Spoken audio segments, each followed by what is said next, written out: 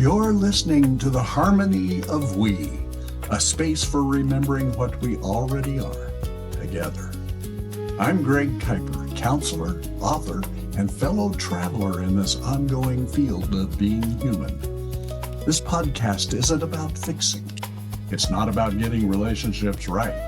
It's about coming into resonance with yourself, with each other, and with the presence that lives in between. This is where the book Relationship, the Harmony of We continues in breath, in story, and in shared awareness. Welcome back. I'm so glad you're here with me today.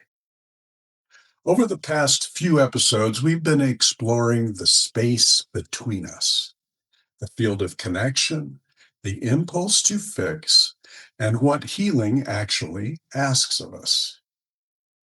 Today, we're going a little deeper into why, even with the best of intentions, we so often repeat the same patterns. Let's slow things down together. I want to talk about something that quietly shapes our relationships more than almost anything else. I refer to this something as the autopilot. Most of us move through life on autopilot. In today's world, it is difficult to maintain everything that we do, say, and feel in our conscious awareness. So much of our operating system is in the background. And that's okay. It works well for routines and all the myriad of tasks and thoughts that can be structured without conscious intervention. But it can be very tricky when it comes to relationship with others. Our autopilot is programmed, unconscious, patterned behaviors. That's a mouthful.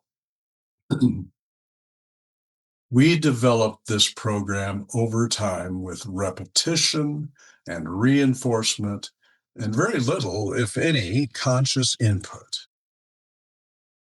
We have an experience, something happens, and it triggers the pattern behavior into action.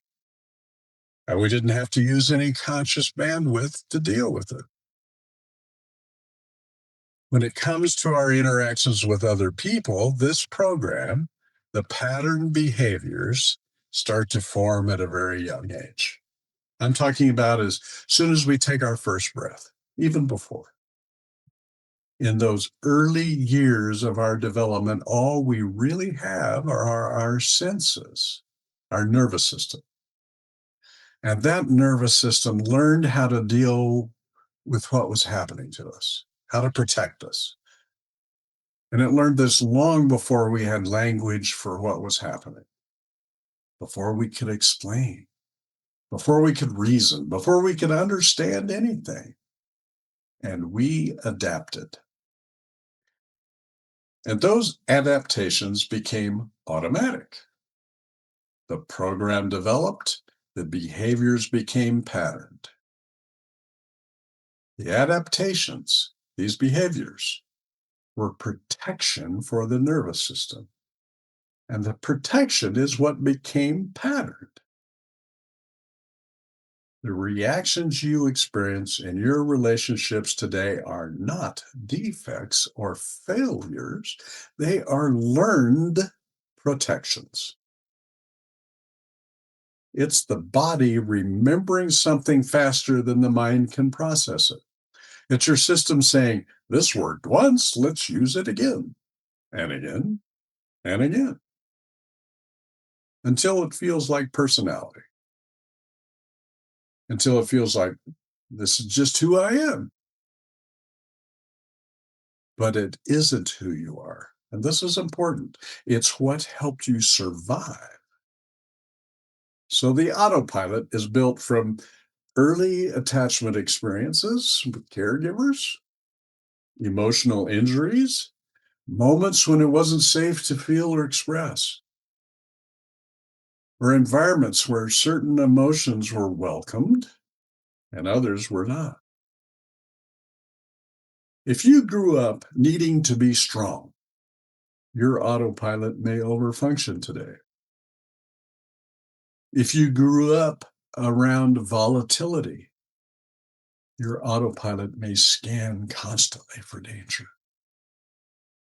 If closeness felt unpredictable, your autopilot may withdraw before anyone can leave. If love felt conditional, your autopilot may try to perform your way into safety. And here's the subtle truth: autopilot feels normal. It doesn't feel reactive, it feels justified. It feels like this is just how relationships go. Now, here's where it gets interesting. Two people just don't bring their autopilots into a relationship, they create a third one. Think about this: a shared autopilot, a relational autopilot. At first, it's subtle. One pursues, one withdraws. One fixes, one protests. One escalates, one shuts down. And slowly, this dance becomes automatic, not chosen, not thought out, just activated. The relationship itself begins flying on autopilot, and neither person is consciously steering.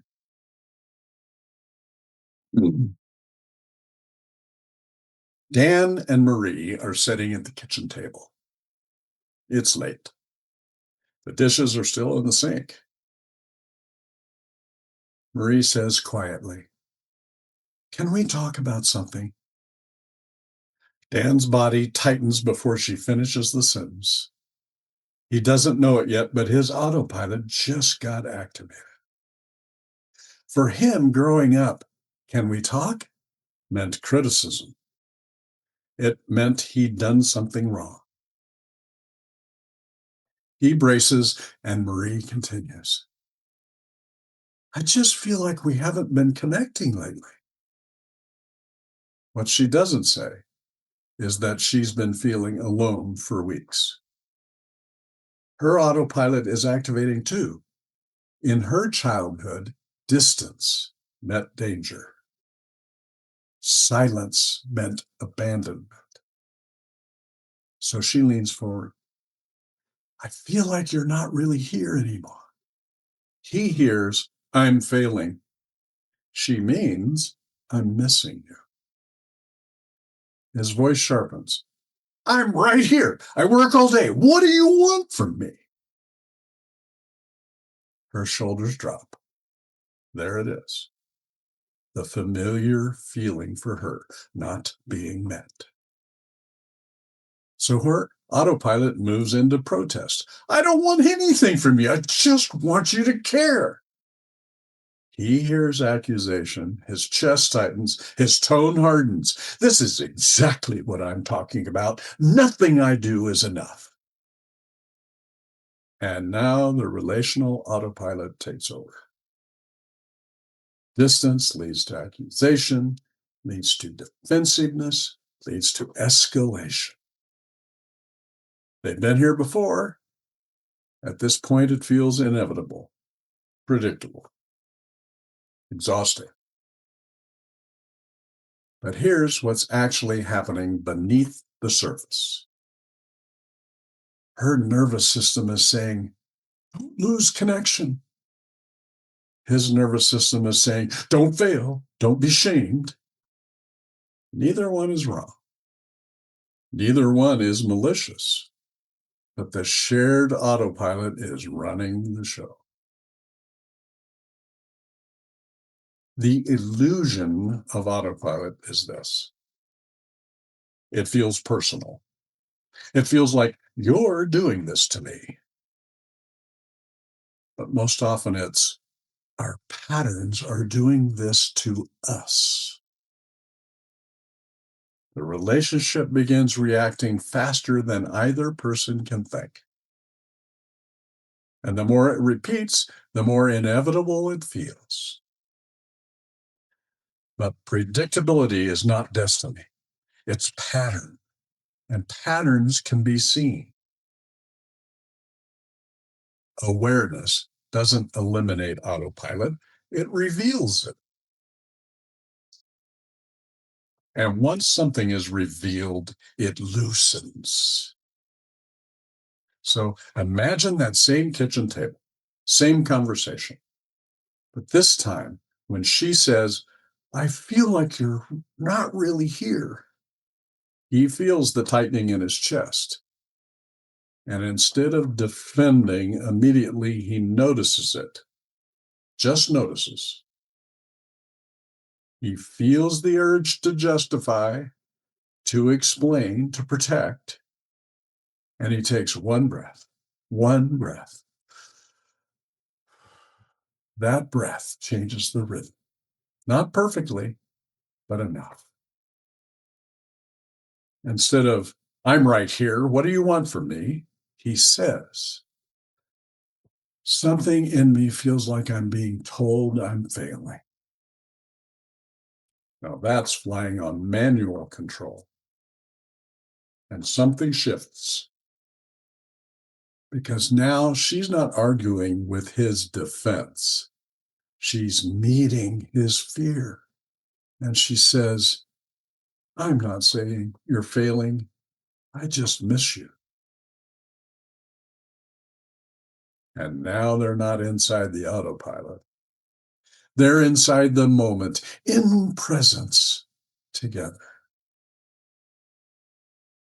This is what I mean by flying manually.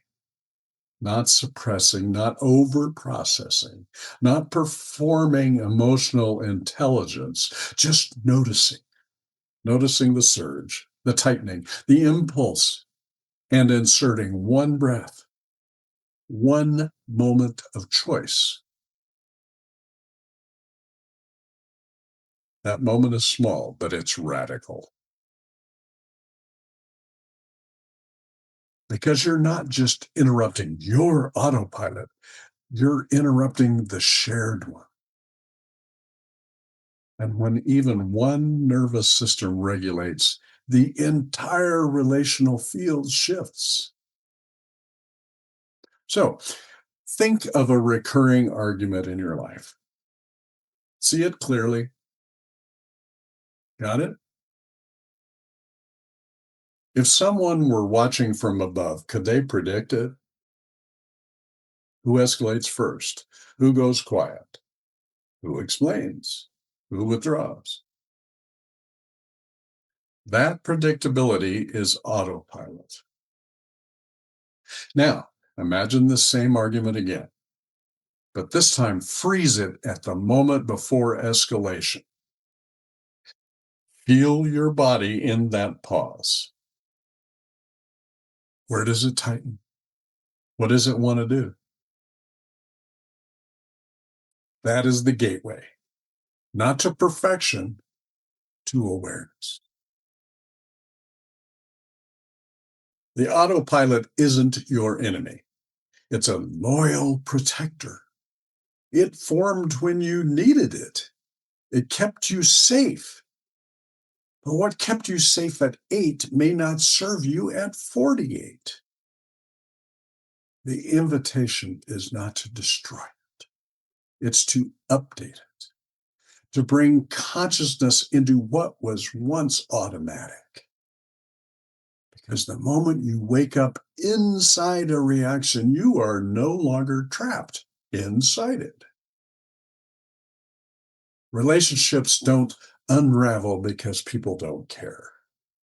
They unravel because patterns go unseen. Because two autopilots fall in love and then unknowingly collide. But awareness is gentle. It doesn't shame, it illuminates.